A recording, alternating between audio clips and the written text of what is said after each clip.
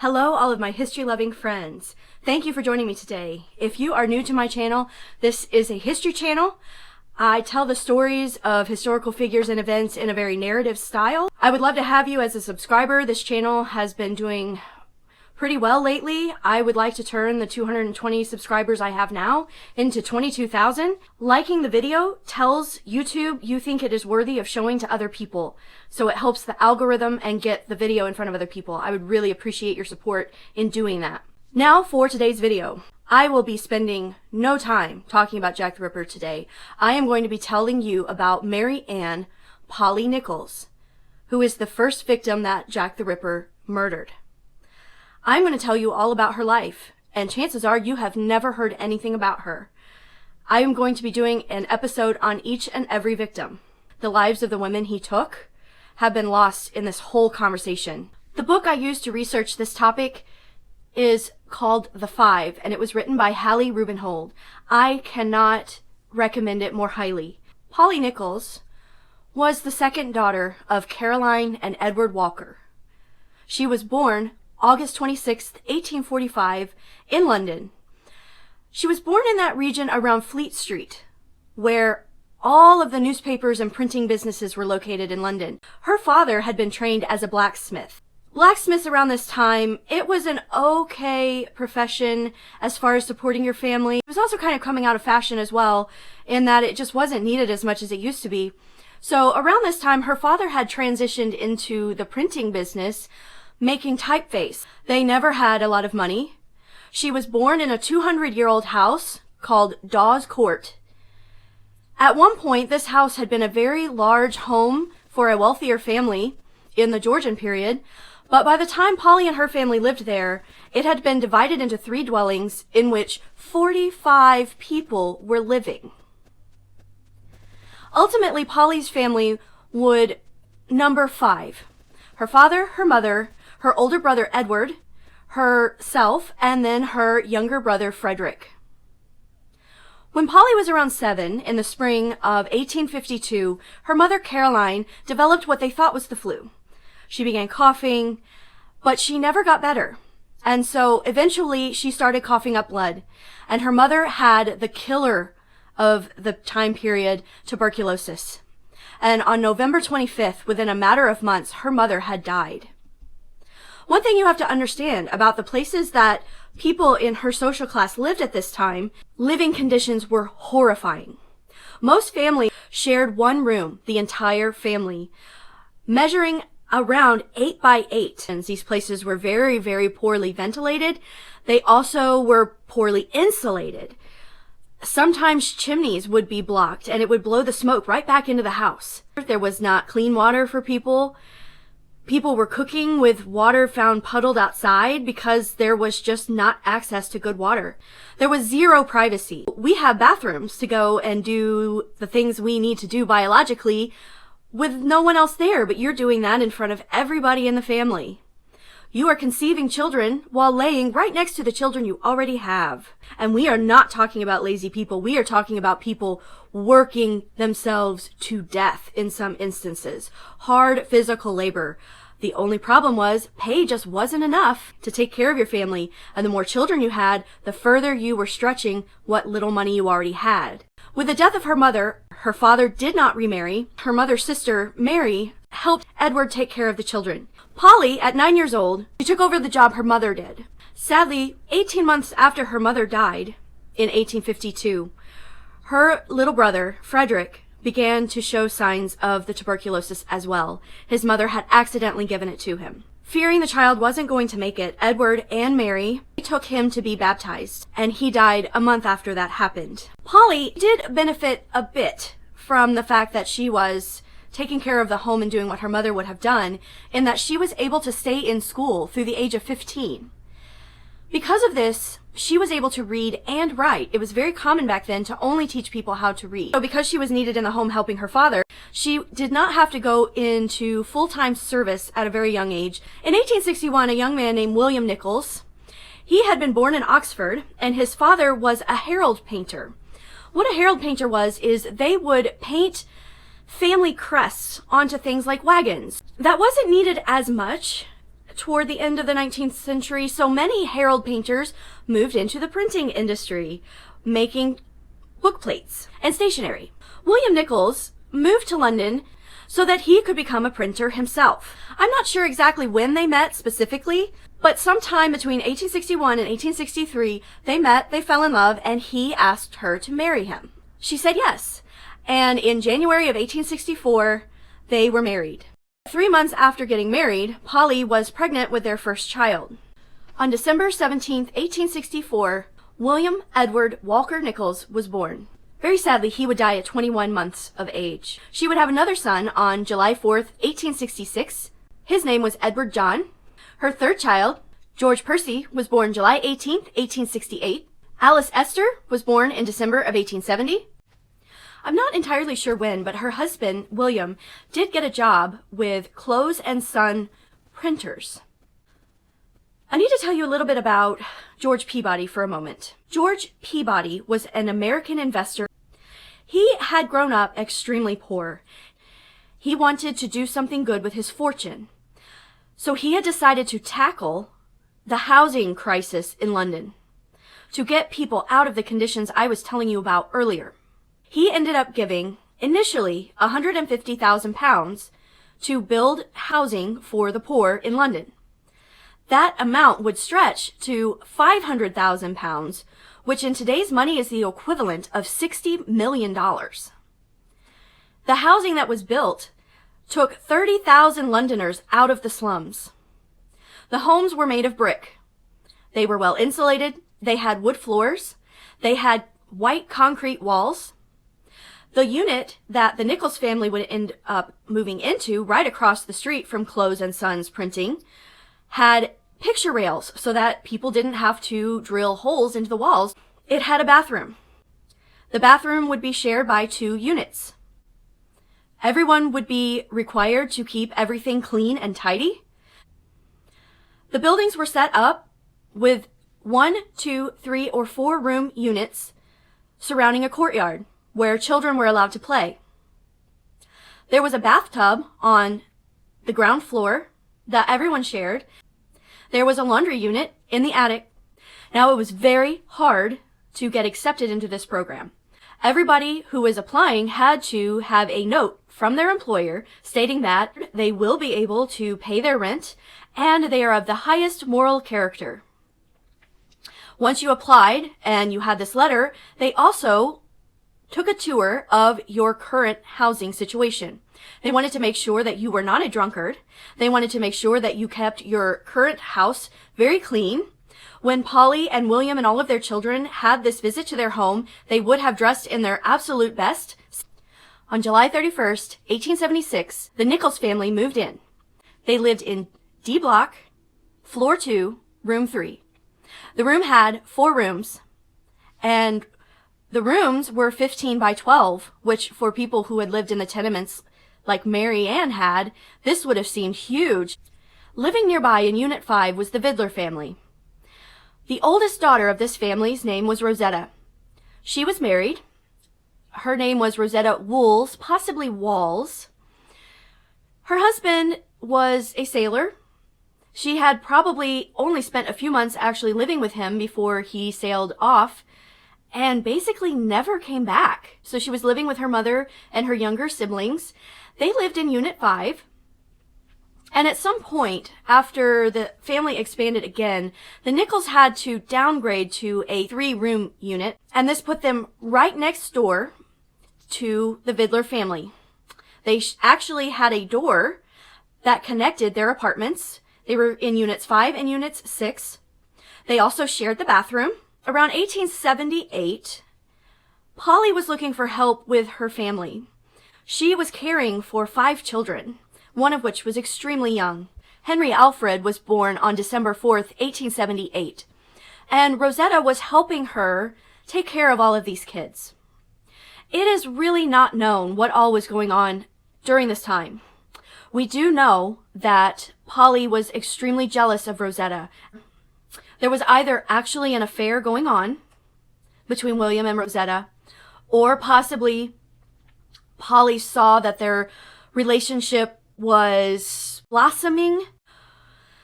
that there were sparks flying, maybe the way they were looking at each other. She also potentially could have had postpartum depression. We know what that is now. They didn't know what that was then. They were living in a smaller unit. Everybody crammed in closer together.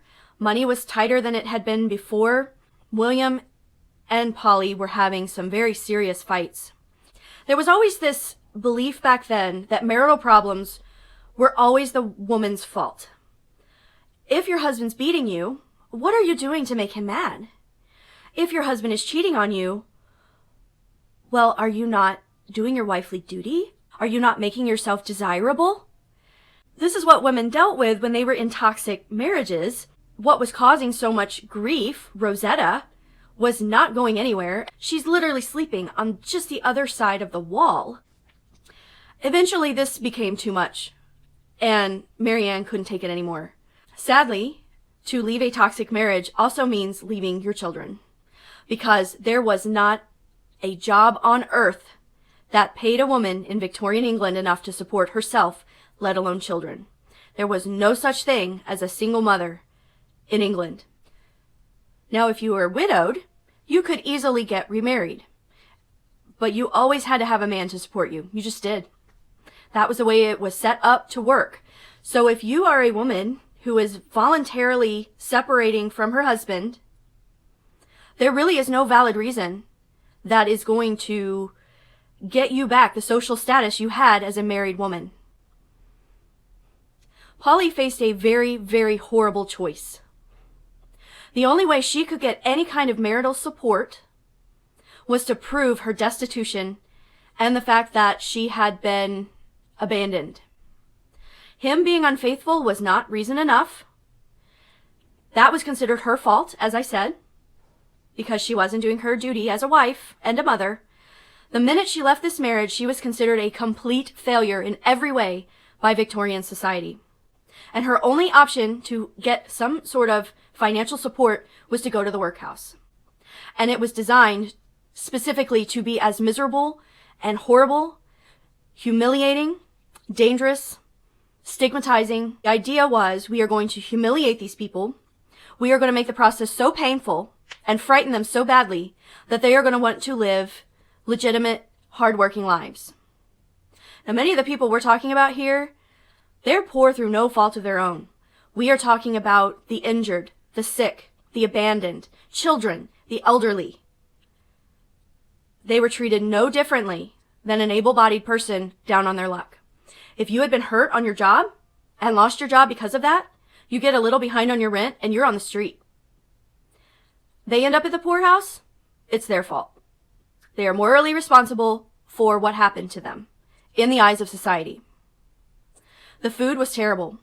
They ate something called skilly. It was a watered-down porridge that even as late as 1890, people were complaining of finding rat droppings in it. They were given sometimes really poor quality bread or cheese, sometimes meat, usually not, potatoes. That was their diet. You can see if you're living on that for very long, you're going to see things like scurvy. I mean, it wasn't nutritious. It just was terrible. In exchange for staying at this workhouse, you had to do hard, back-breaking labor if you were able-bodied. Men are breaking rocks. They are milling corn. They're chopping wood, pumping water. Women do things like cook, clean, laundry. And again, laundry at this time, there is no washing machine. You are doing it yourself in a tub of water, and it is very intense physical work. When you get there, all of your personal possessions are taken from you, including your clothing. Any child over the age of 7 is taken from its parents, and they are put in the school. Younger children are allowed to stay with their mother, but married people are split into different wings, so your family is completely torn apart. You are given a uniform, very much like prison. The uniform does not belong to you. The only difference between prison and the workhouse is you could voluntarily check yourself out when you wanted to. So anybody who's staying is staying because they absolutely have to. This was set up to be so awful that they wanted people to choose sleeping on the street rather than going to the workhouse. And if you went to the workhouse, that stigma of having been there at all, even for a short period of time, lived with people for years after they'd already left. Polly was falling very far on the social ladder by leaving her husband.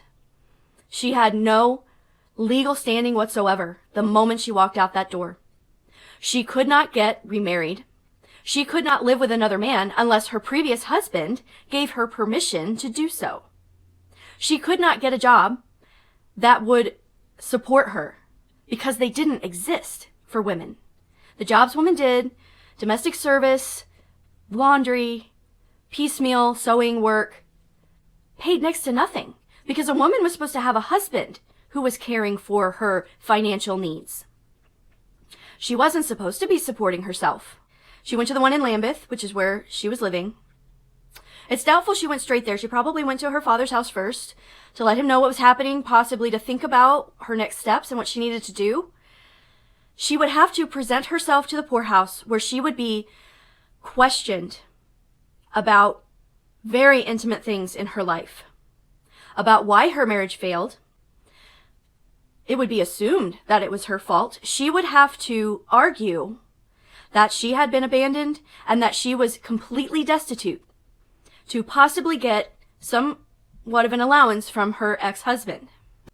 Other women who went through this described it as the most humiliating thing they ever went through in their entire lives. William was also questioned by the people at the workhouse to get his side. This also would have been absolutely humiliating for him. It was supposed to be. He would have been questioned about his relationship with Rosetta. I'm sure he denied it. He claimed the marriage ended because of alcohol abuse on Polly's part. The people at the workhouse didn't believe him. So she was given a 5 shilling a week allowance from William. She would have to go to the workhouse to get it, and for several years this did keep her somewhat afloat. Now Polly made the decision to go out on her own. She chose not to live with her father. It's unknown whether they had had some sort of a fight or a disagreement, or maybe she just wanted to try living on her own, which was something that was really not encouraged in Victorian society. It also meant that she was setting herself up for a lot of hardship, destitution, homelessness. There weren't many options for her to make money at all unless she was living with another man. Legally, her husband could go on and live with someone else to his heart's content. She, on the other hand, absolutely could not. So unless she was living with a male relative, she had no hope of ever having a comfortable income ever again. If she was caught with another man, or found to be living with someone else, she would lose her upkeep. And in 1882, William decided he was tired of sending her 5 shillings a week. He wanted to move in with Rosetta, which was absolutely his right to do. He couldn't do that and stay at the Peabody, though, because it would have been living in sin and he would be kicked out of the Peabody. And so he and Rosetta, she had recently learned that her husband had gone to Australia to settle there. They wanted to make their relationship open. And they go on and they have kids. But in order to do this, in order to officially settle with her and have to move somewhere else, he needed that 5 shillings a week to do this.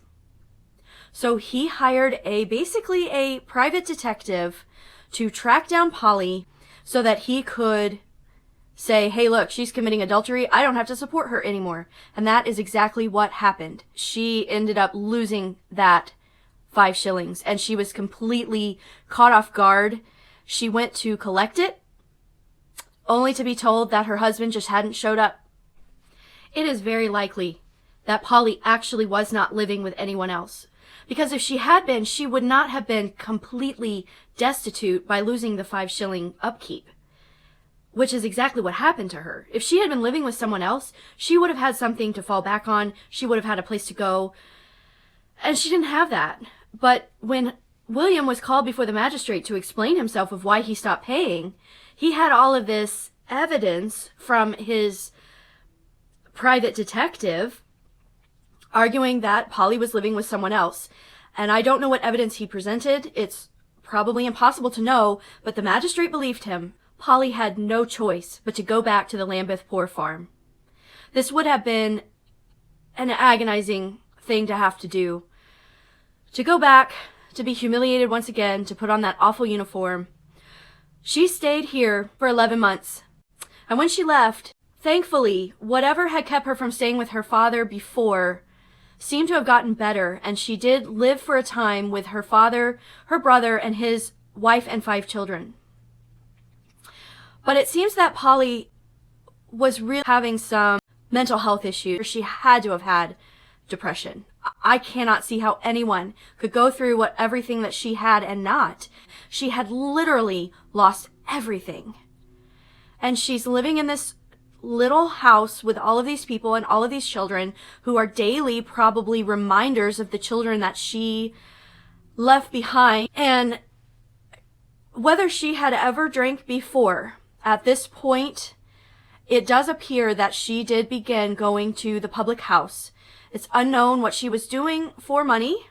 Her father never says what she was doing for a living, but he does say that she started spending time at the public house. Now, this was probably, number one, a way to get away from so many people in such a small house. Also, alcohol could be to ease the emotional pain of what she was going through. But they started to have fights, and when she was drunk, people who knew her said that she could be very difficult to deal with. And I don't think her father kicked her out. And he actually, after her death, when he was talking about this, he did, with great emotion, say that he never would have kicked her out as long as he had a roof over his head where he could have kept her and kept her protected. So it seems like she probably made the decision herself that she just didn't want to deal with this. Probably had met a man. His last name was Drew. And he was a widower, and he had several children who needed a mother. His situation may have appealed to her because it was so similar to what happened to her father. And Mr. Drew offered her a home. She could help take care of his children, to give them a mother. She did leave her father's home to live with Mr. Drew. Evidently, the fight Polly had with her dad was very bad because they were not speaking. The next time he saw his daughter was 1886. She was living with Thomas Drew. She looked very respectable, he said. They were seeing each other, sadly, because her brother, Edward, had been killed. The gas lamp that he had gone to turn off had exploded.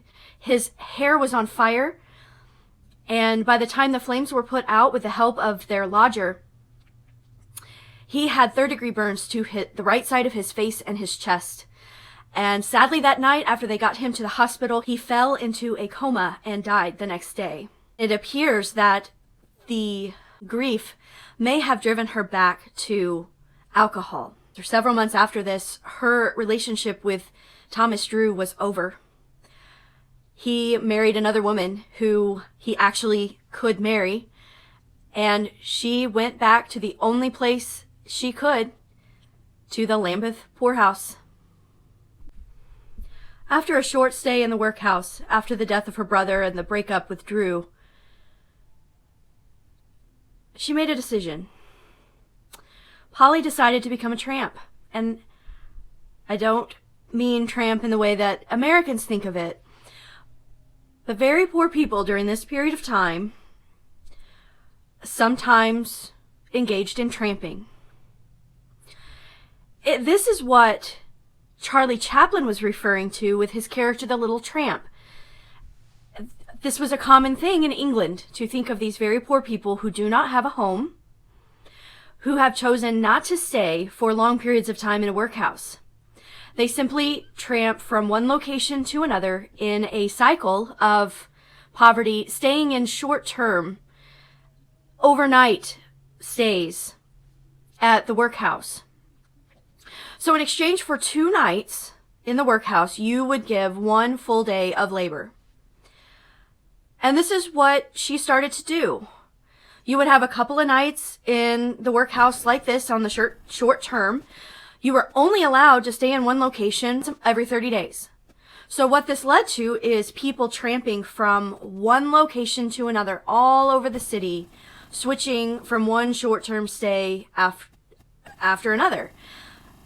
In between this might be several nights sleeping in a doorway or under a bridge, to sleep outdoors, to sleep rough. And this is how Polly was living. Around 1887, hundreds of tramps and homeless people were sleeping in Trafalgar Square. Now, I have been to Trafalgar Square, and when I was there, I was in college, this is quite a while ago, I had no idea that at one time, Trafalgar Square, as well as many of the parks, Hyde Park, Regent's Park, all of these, Coventry, were areas where poor homeless people, Polly being one of them, were sleeping outdoors. Polly would have been lounging underneath one of the lions. She adopted that spot. She was using it as her begging area. She was begging, and she was being successful at it enough that it was buying her rooms at night and a meal and keeping her going day to day. On October 24th, it was decided, shortly before that, in October, it was decided that those areas were going to be cleared out. What was happening is people were mad. There were daily protests about the horrible economy, the way the poor were treated, and social reformers were coming and they were speaking and they were getting everybody riled up. And so it was decided in October that they were just going to start clearing these areas. That night, one particular policeman picked up 10 women, and Polly was one of them. And so she spent the night in jail, October 24th into October 25th. She was taken in, and she caused a really big stink. She refused to go into the cell. She kind of turned into this woman who at one point had 5 children, who had been a mother, a married woman with social status, was now this angry, snarling, hard to handle street woman. And they could not get her into the cell, and they had to put her in by force. She had changed. The way she had to survive now had made her stronger and more vocal about who she was and how she was treated and what she would tolerate. And she went back to the workhouse. And what ended up happening after all of these months living on the street, which would have been a really hard way to live, she was put into domestic service. It was a program they had through the workhouse. And apparently, usually it was for really young women, but I guess they also did it for older women. She was in her 40s. She probably was around 41 at this time. They put her in service with the Codray family, Cowdrey. Mrs. Codray had said she wanted to bring an indigent person into her home to work as a domestic servant. They were an extremely religious family. They were teetotalers. And that may be where the problem was with this match. On May 12th, 1888, Polly showed up at the Cowdrey house to begin working as a domestic servant. She would have been relatively comfortable living there. She would have had a bed, her own room.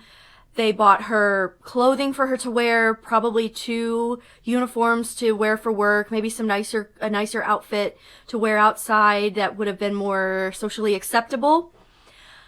But her life there would have been very lonely also, because the only people she would have ever seen are her employers. And I doubt they were very fun. She would have had no access to alcohol, which actually hadn't been a problem necessarily before. I mean, she had stayed year stints in the workhouse where they also didn't have alcohol. So I feel like it may have been more of maybe feeling judged a little bit. Yes, these people were helping her, but did they also feel her inferior maybe? It's really, there's no way to know. But after several months, she decided she couldn't live like that. And she left, taking the things that had been purchased for her with her, that amounted to about 3 pounds, according to Mrs. Cowdrey. She would have taken this to a pawn shop and gotten cash for some of it, at least. She disappears from the record until early August. The last 3 weeks of her life, she spent a lot of time staying at a lodging house called Wilmot's. This lodging house was specifically for women, and it's one she really favored because she usually shared a room with about 4 or 5 other women, a comfortable room that was safe. You would not be assaulted by a man while you were staying there, which was very common. And actually, She did have a friend named Ellen Holland, who sometimes they would share the cost of a double bed. She's the only friend, really, that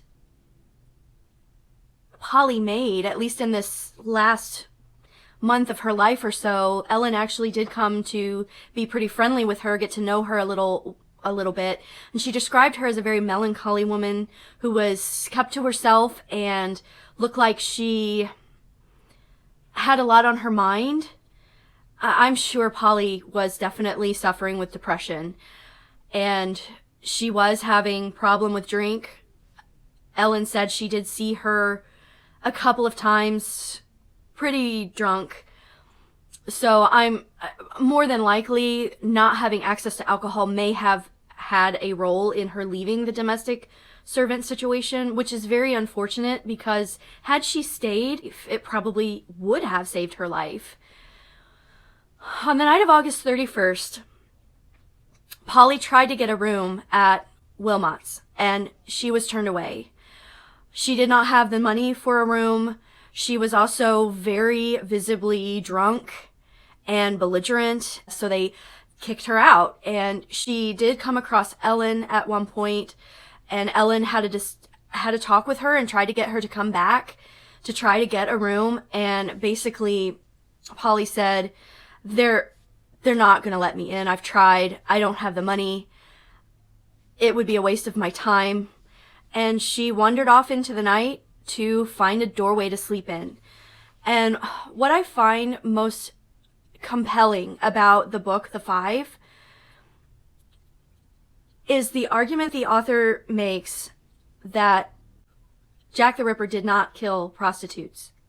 He killed homeless women, or that Polly was a beggar. There's zero evidence that she ever involved in organized prostitution. This was something that people looked so down on in society, on homeless women, women without a man, a woman out on the street.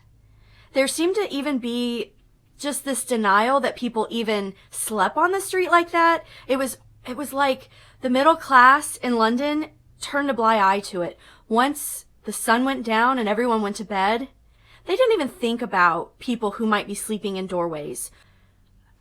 She wandered into Buck's Row. She fell asleep in a doorway. I'm not sure if she was in kind of a sitting position or if she laid all the way down, but probably what happened, given that there was no scream, there was no struggle, he probably literally walked up and killed her while she was sleeping.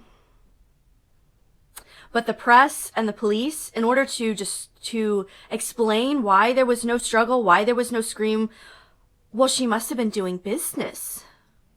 What else would a woman be doing on the street at night and not make a fuss when a man comes around? Well, maybe she wasn't awake. And given that she was that drunk that night, she may have been really passed out drunk.